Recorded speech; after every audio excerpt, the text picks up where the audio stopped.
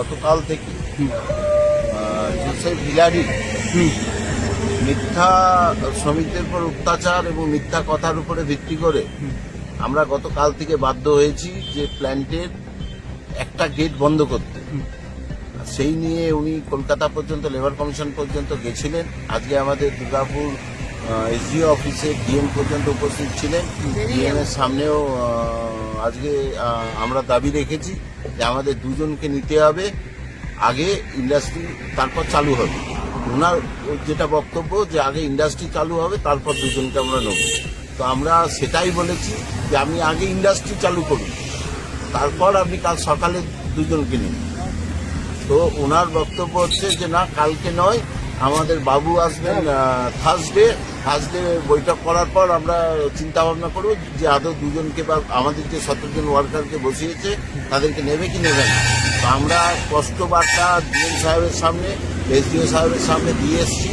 এখানে জোসেফ হিলারিও ছিলেন বালাজির তরফ থেকে, যে যতক্ষণ না উনি দুজনকে জয়েন করাবার কথা ভাববেন ততক্ষণ পর্যন্ত প্ল্যান্টের প্রোডাকশন আমরা চালু করতে দেবো না।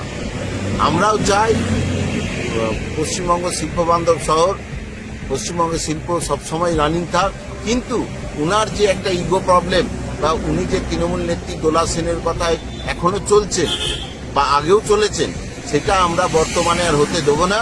উনি করাপশন করেছেন, সেই করাপশনের আমাদের ওয়ার্কাররা প্রতিবাদ করেছিল, তার জন্য 17টা ওয়ার্কারকে বসিয়ে দেওয়া হয়েছে তাদের উপর মিথ্যা ব্লেম দিয়ে। সেই জন্য আমাদের স্পষ্ট দাবি, আগে ওয়ার্কার জয়েন করবে, এরপর প্ল্যান চালু হবে। 5 বার ওনার সঙ্গে মিটিংয়ে বসেছি। গত পরশুদিনে উনি আমাকে কথা দিয়েছিলেন যে আমি বসবো, কিন্তু পরে উনি যতবার আমাদের এইভাবে কথা দিয়েছেন উনি শুধু মিথ্যা মেসেজ পাঠিয়েছেন যে আমার ডেলিগেট এসছে, আমি মিটিংয়ে বসতে আছি। সেই জন্য আমরা একটা সিদ্ধান্ত নিয়েছি যে আর সেইগুলো আমরা পা দেবো না।